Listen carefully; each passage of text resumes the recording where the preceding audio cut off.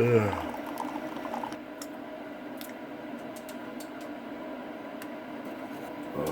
boy.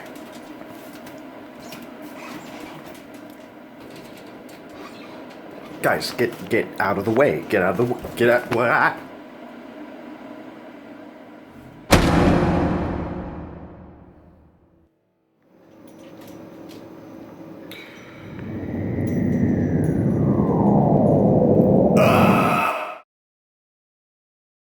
Hi guys, OtakuVS is here to give you 5 tips on how to bury a dead body.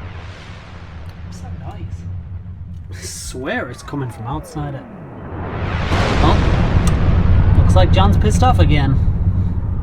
Oh dear.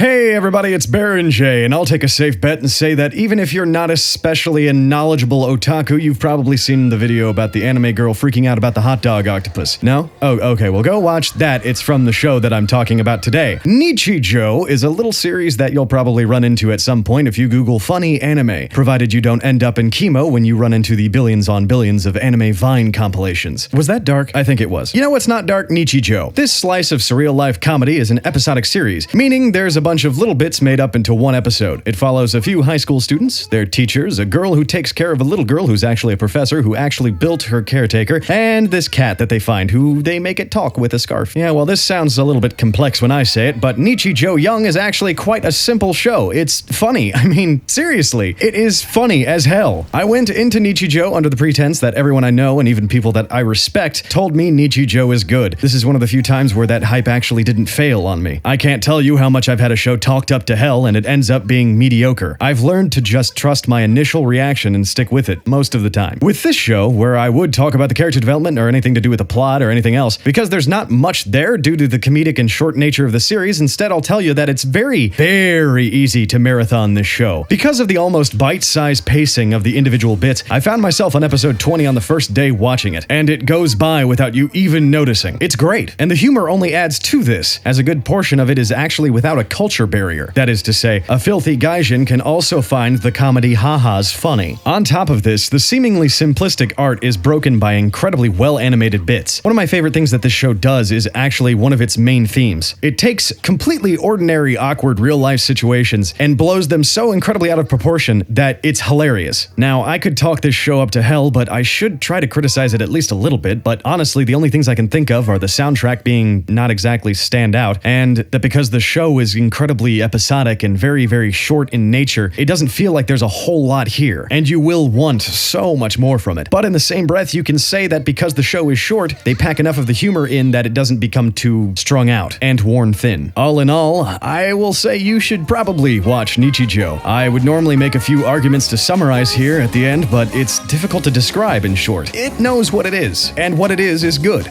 That's normal, right? This here's the end of the video. Here's a subscribe button, and here's my Twitter and Twitch channel. Up on the left, t-shirts. Up on the right, audiobook.